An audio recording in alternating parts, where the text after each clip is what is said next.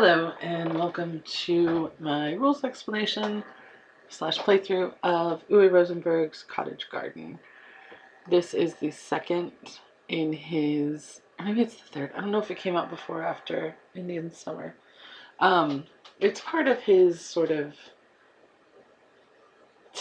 Tetris-seeming puzzle games series with Patchwork, which we'll be doing a video on probably later this week.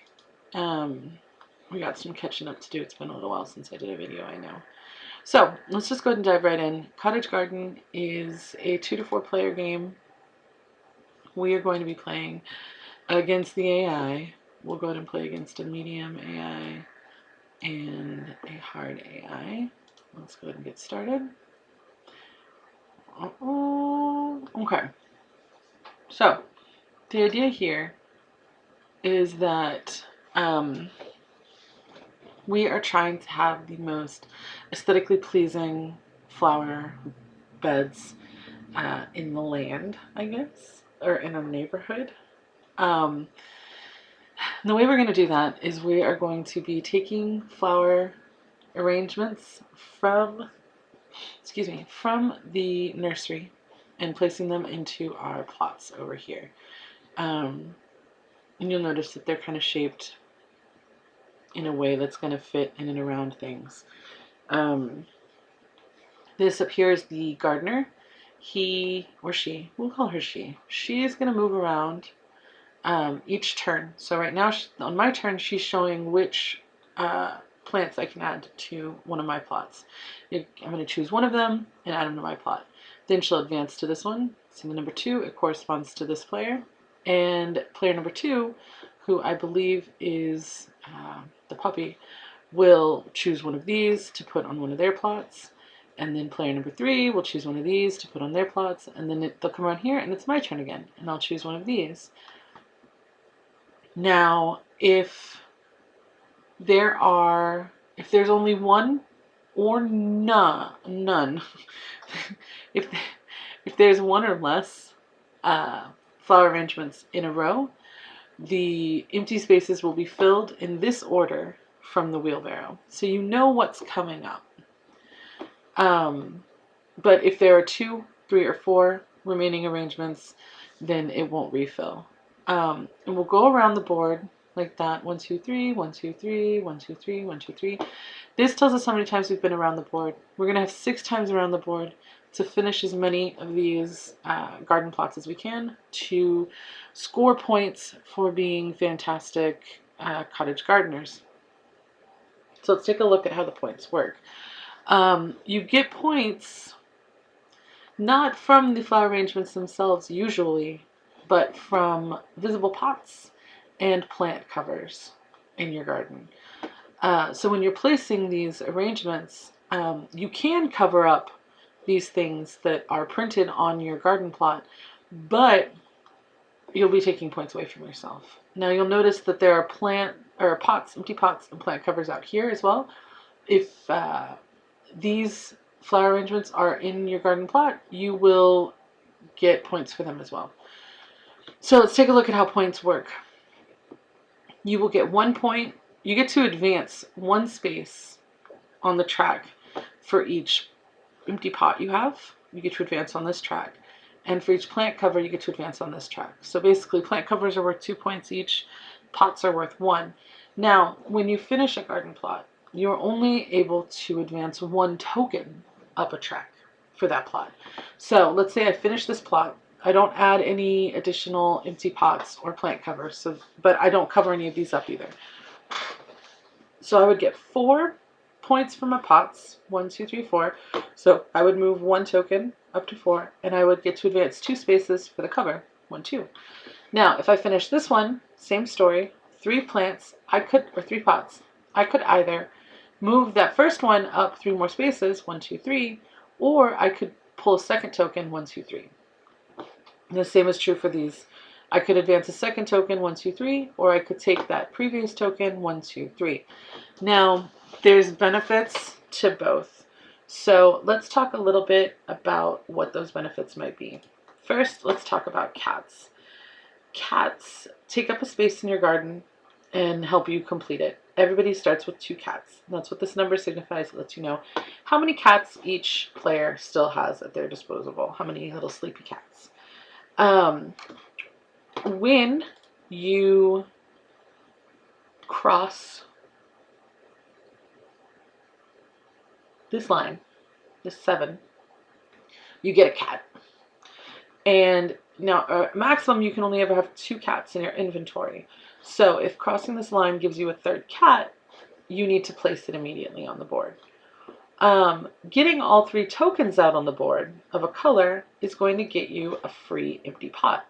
Now, the time might come when you are faced with a selection of flower beds that you are unable to place in your garden plots because of their shape, because of their size, anything like that. In that case, instead of choosing a flower bed from over here, for your turn, you can take a free empty pot and chuck it in a 1 square space. And that counts as your turn. But it's getting you a point later. It's a nice flexibility option. So whenever you get all 3 orange tokens on the board, you get a free pot that you place immediately. When you get all 3 blue tokens on the board, you get a free pot. Again, you place it immediately. Now you might notice up here, let's say that I'm here at 13 and I score these 3 pots. I can move that token 1, 2, 3, boom. I now have 20 points instead of the 13 that I started with. So that's pretty cool. The first time that somebody reaches the 20-point space, they will get the double beehive. The second time, that person will get the single beehive. Now, only one person can have a beehive at a time. The beehives are not extra points. They are a tie-breaking mechanism. Okay, so we go around this board 6 times. Easy peasy. That's what you're thinking, right? Wrong. When the 6th round starts, any garden plot that has 3 or fewer flower beds on it is discarded. And you need to try to finish your remaining plots as quickly as possible. Because at the beginning of your turn, you will have to lose 2 points. For every turn, you still have an unfinished plot. So that would either necessitate moving a blue token back 1 space or an orange token back 2 spaces. Now, if you move past here and then move up again, you don't get that bonus again. Nice try. Okay, well, let's get started.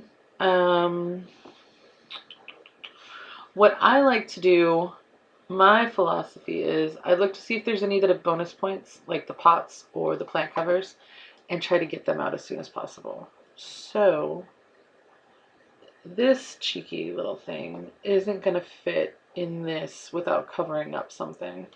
So, oh no, he's not going to fit over here either, is he? Oh yeah, he'll fit right there. So we'll place that there. We'll confirm it, and that'll be the end of our turn. So let's see what Spike does. Cool. We can plan what our next move's going to be. It's going to be to take this one. I don't even need to think about it.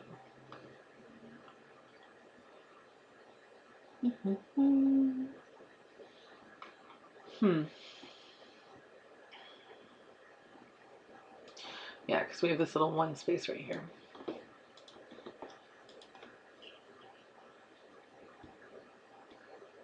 So what I usually try to do is take flower beds that are going to take up as much space as possible. So I'll usually focus on 1 plot and then go to the other if I can't place in that plot. We can put this guy here or here. What's our next one looking like? Well, we're not going to be able to put... Okay, so our next turn we're going to have these 3 to choose from. Now, this one would fit in the garden we're currently working in. But instead, we're just going to put 1 over in the other garden. I like that there.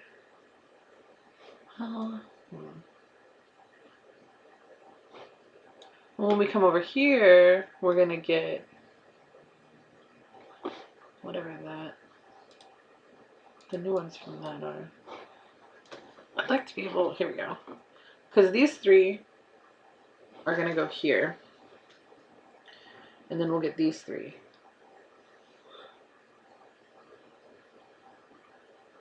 We'll want that one. Okay, so we'll take this and put it there. That's fine. That's fine.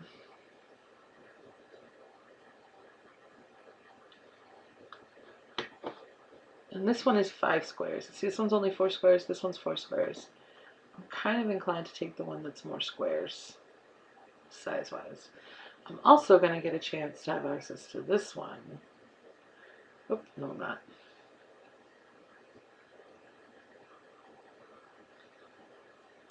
Alright, I'll take this big one and we'll rotate it like that.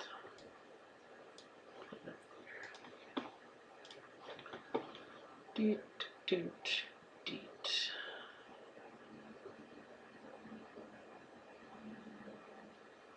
Yeah. Take that little corner piece.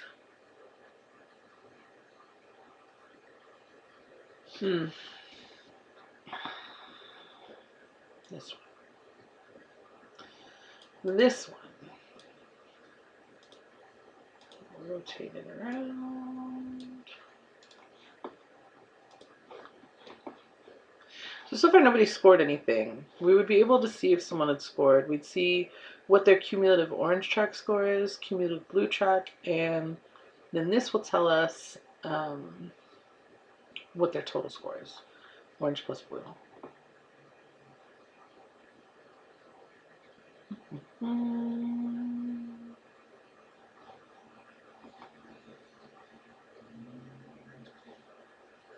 I don't dislike the idea of doing that one.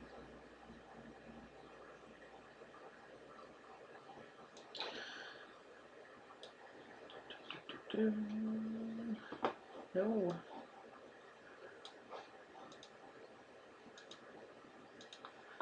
And we'll flip it.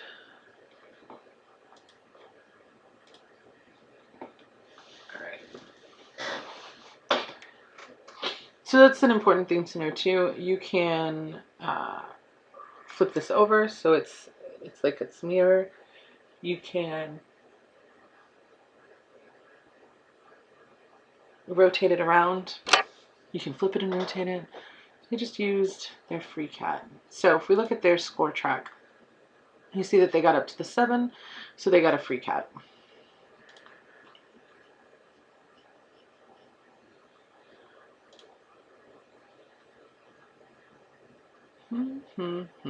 I don't like any of those. Because I want to finish this one. But it's not looking likely anytime soon.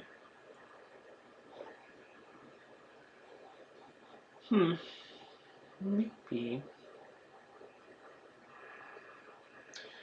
The problem I have now is that this is the best choice for me.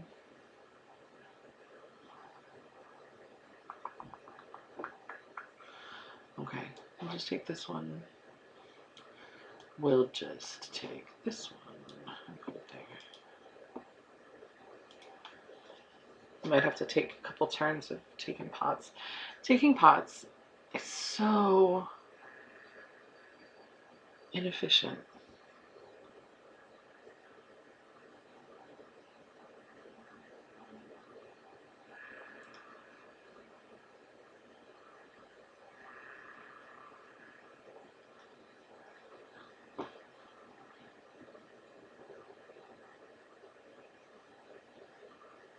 So these are basically the same. So it's going to come down right now to an aesthetic choice. Well, if I take this one though, I'll get some new options for my next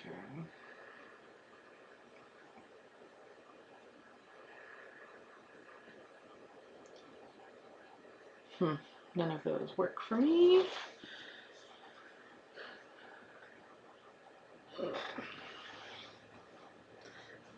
I'm going to finish this one this next turn, I think. Just so I can have an extra garden plot. So you can see their score going up. Oh, okay. Well, we'll talk about this in a second when I do mine. But what happens to your garden when you're done with it? So they're just advancing one token. Just, I don't think they got 11 from that. And they got a free cat. So you see, there's a 3, and it went to 2. Okay. Well, we're just going to finish this one. We're going to put a pot there and a cat there. Bloop, blop, bloop, bloop, bloop, bloop, bloop, bloop. And then, so this is the end of the wheelbarrow line, right? Which we can see up here where we get our points from. And we can place the flower beds in any order we want at the end of the wheelbarrow line. My issue with that is I don't think enough about where I'm putting them to really be that concerned about it. So that's probably the best way to go about things. Now, next to the cat, it tells you how many spaces you're going to be able to move up each track. But right now, it doesn't matter because it's our first one. So we're just going to go ahead and bloop, bloop, bloop, bloop. Go right up like that. And that'll be our turn. So now we have a new garden plot, which is good because we were kind of running out of options. Although this one we'll be able to put in our new one, or in our old one. And then we can just start filling up the new one with a bunch of nonsense.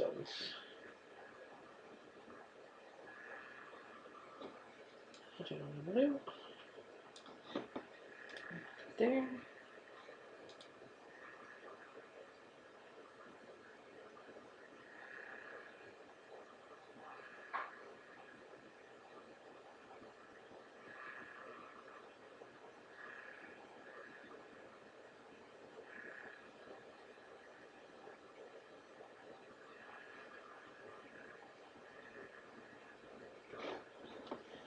So none of these will fit in here. So we're going to want to start coupling over here.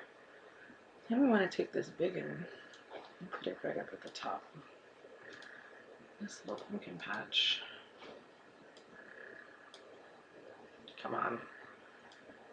Right there. Let's see.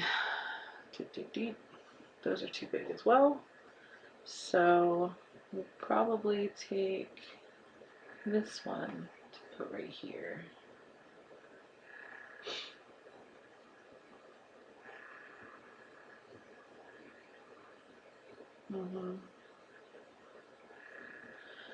Yep, that's what we'll do.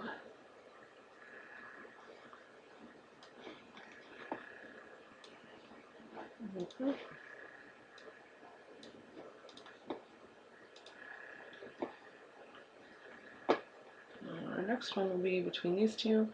We're going to put one down like this. Because our next one,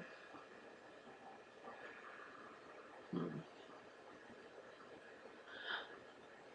be able to finish. Because this one's going to come out for me. Because, okay, when we get to this one, there's only one. So these first 3, bleep, blop, bloop, are going to come out for that person. And then, oh no, it's going to come out for this guy. Daggum, we might not be able to finish after all. Alright, well, whatever. We will rotate this little strawberry patch and put it there.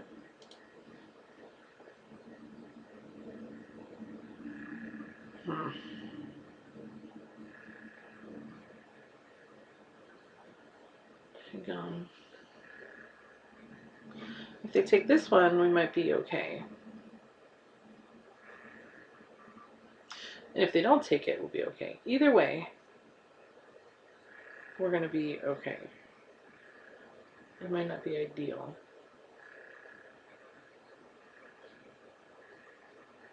I really feel like they're going to take this one though. It's too good. It's too good not to, especially for the way that they're going to finish this with it.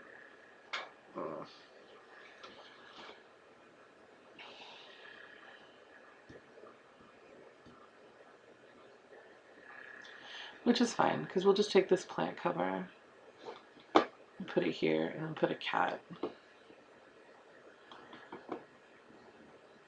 So you see, it's a bit easier in person. So they just got the first beehive, which you can see there. It's much easier to see in person the wheelbarrow line. Still involves a bit more planning, I think, than kind of the weight of the game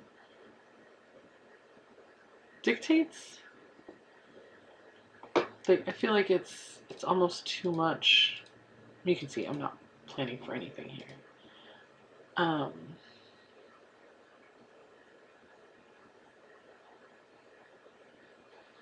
It's almost too much. Oh, that one. All right. 5. So I could get a cat. I can get 2 cats.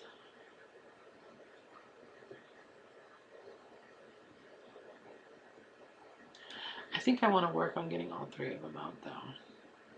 Well, all 3 of the orange, and I'll work on getting a cat.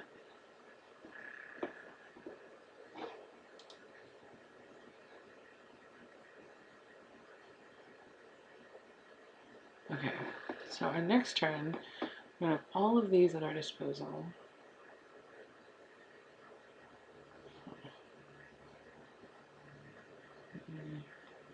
I'm going to take one. Well, I don't know, I like this one. I'll probably take this one.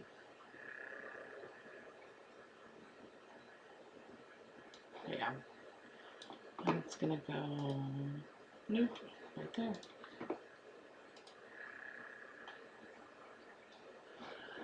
And then our next one. So I do like that to a degree you can plan your turns. We're going to take this one from the next one.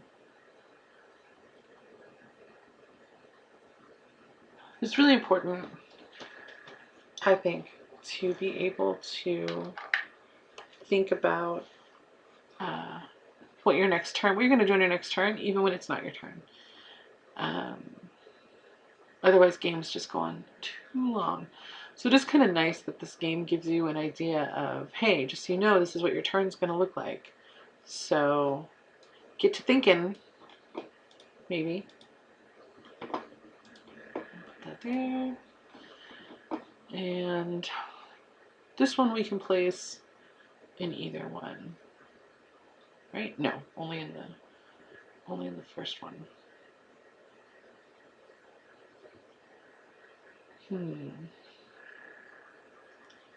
This one we can place in the first one. I like that.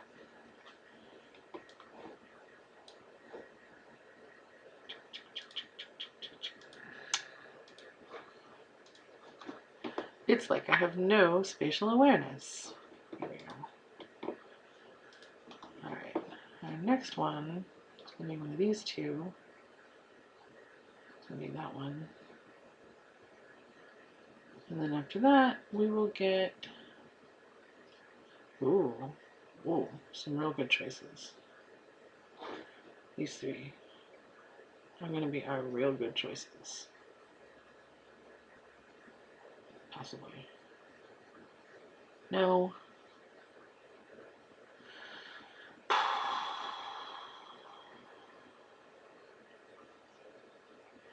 Boy, I see why this guy was the hard AI. So he's going to get a free pot because he got all of his blue tokens out. And that pot has to be placed immediately. We don't have a place to save pots. This is the one I decided on.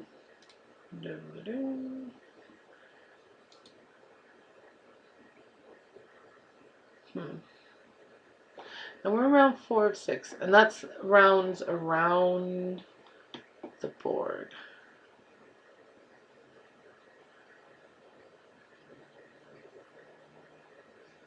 So I'm gonna get 2 pots. I'm gonna sneeze. Excuse me.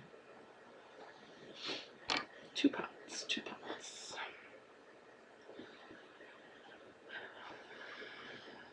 What are we gonna do with this? Nothing.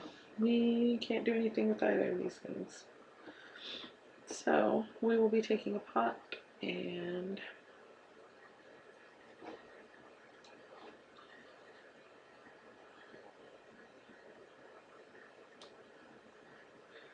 putting on a cat. Oops, I do it wrong. This game kind of drives me bananas because it does like require you to confirm things, which is good. I guess it doesn't drive me as bananas as it could. I just, if there's 2 things I want to do, like if I want to move a cat, I forget that I have to confirm the placement of the first guy first. Alright, there we go. Yeah, we'll move number 3 out. So we'll get another cat and we'll get a free pot. And we'll put, oh, I only got 1, so that's perfect. It puts him right up there, which gets me, should get me the second beehive. And I did get the beehive. Cool. Okay. Great.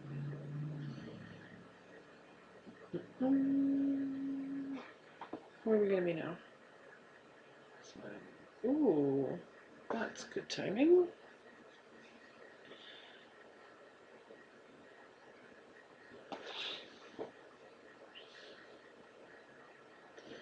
So you see how empty the nursery is. We're refilling from the wheelbarrow, and we are going to take one of these.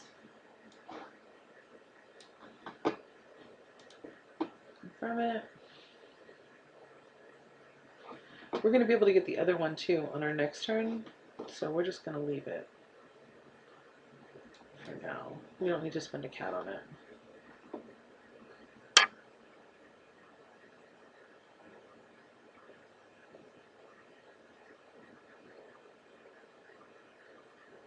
So there's a trend in board gaming.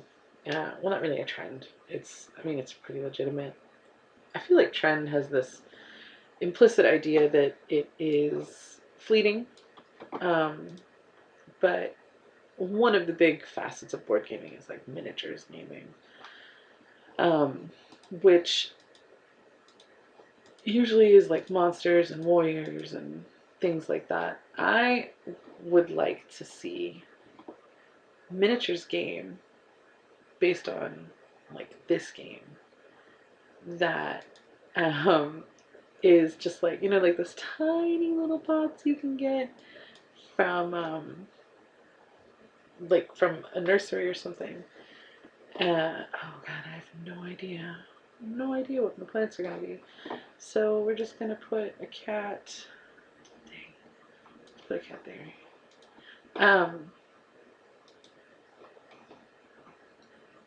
Like those little tiny pots that you can actually stand on the board if you're playing this in real life, right? And then like little miniature flower arrangements, like to do a miniatures game with Cottage Garden, but not with warriors or monsters, but like with like little miniature cats and things. That you then have the miniature painters, the people who spend ages painting like these dwarves and clerics and things, but then have them painting like these like really beautiful flower arrangements. I personally think that that would be a really interesting thing.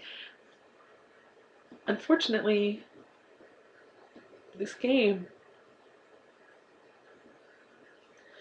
if I liked this game more, like if I wanted to play this game a lot, I would find that an interesting idea, and I might even go so far as to paint some miniatures for this.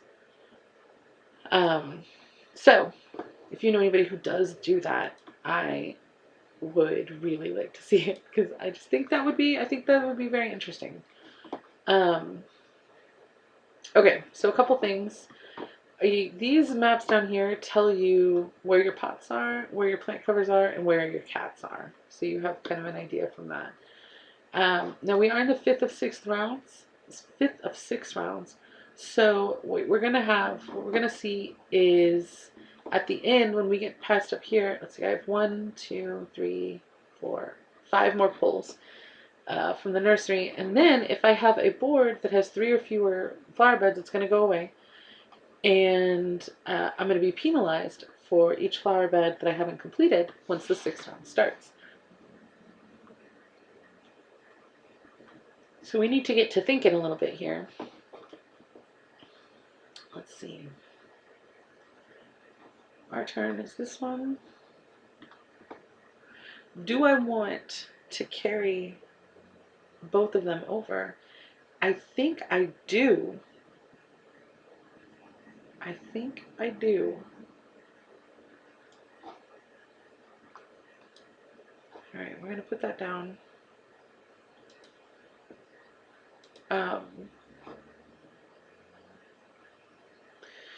Because part of the... I put a cat over here. And I don't really want to waste that cat. So I want these two to be my final 2 scoring things, which means I need to finish one of them before the round ends so that the empty grid the empty plot that it's replaced with can go away. That'd be great.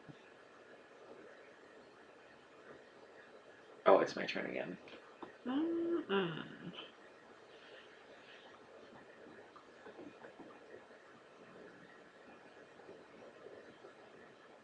Oh, okay.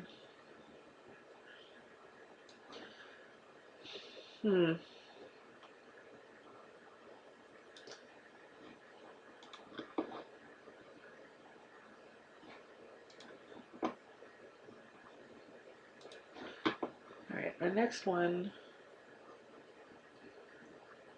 is going to be those 3.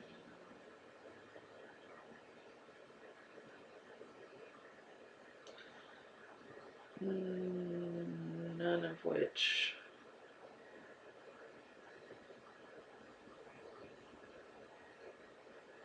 Well, no. I can put this one in my garden. Where is it? Which one?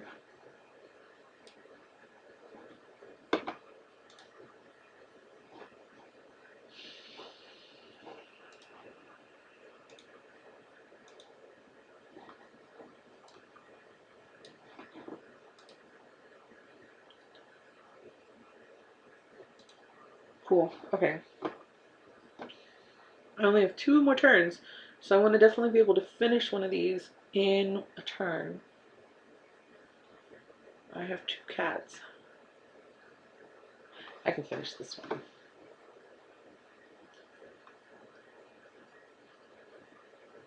Because I'll be able to play this here.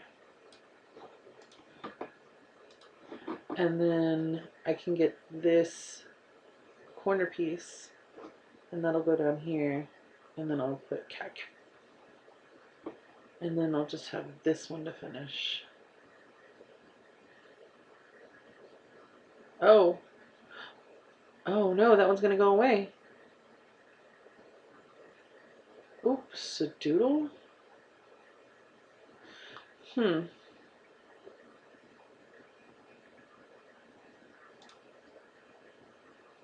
Weird.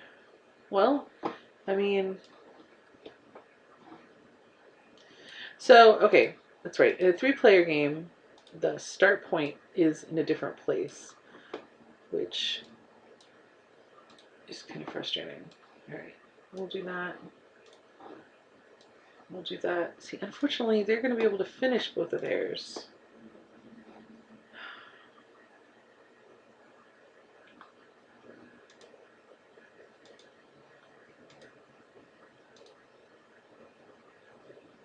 I don't see myself winning here. 5.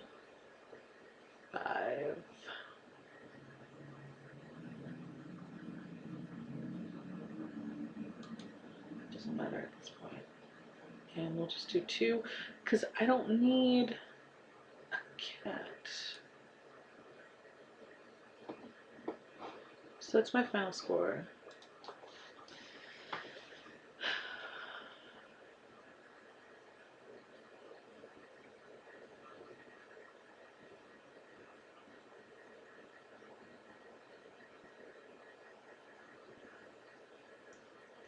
So even though I'm finished with my plots at this point, the gardener's still gonna. This is still gonna be my turn, ostensibly. So it's not gonna suddenly change to where there'll be more time in the game for the other two players, which is good for me, not great for them.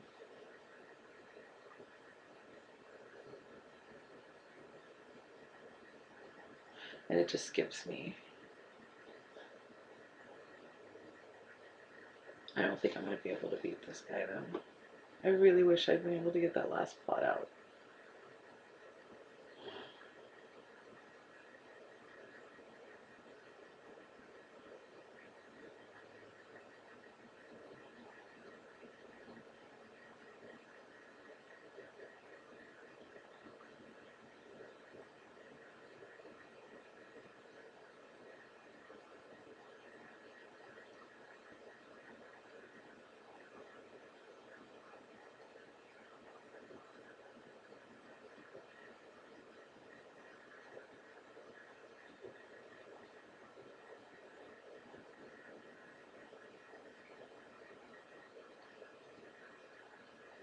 Mm. Yeah. That's what I was worried about.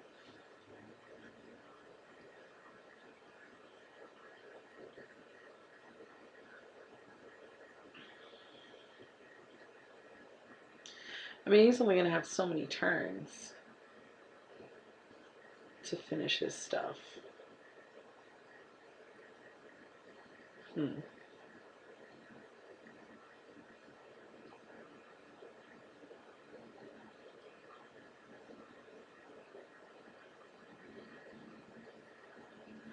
Should be able to finish it this time. I don't know why he's not using his cat. They'll be saving him points. Not because you lose 2 points every turn, and then you get a pot. That's not worth it. We'll see. Still probably gonna end up sweeping the floor with me. Yep. Yeah. So there we go. That's how you play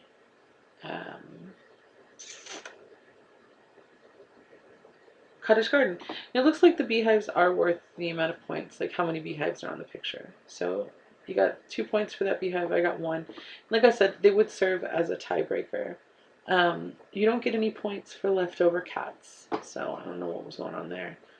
But yeah, that is Cottage Garden. And next time we'll see Patchwork, which is in a similar vein. It is a quilting game for 2 players by Uwe Rosenberg. Well, I hope that this was helpful, and I hope that you have a great rest of your day.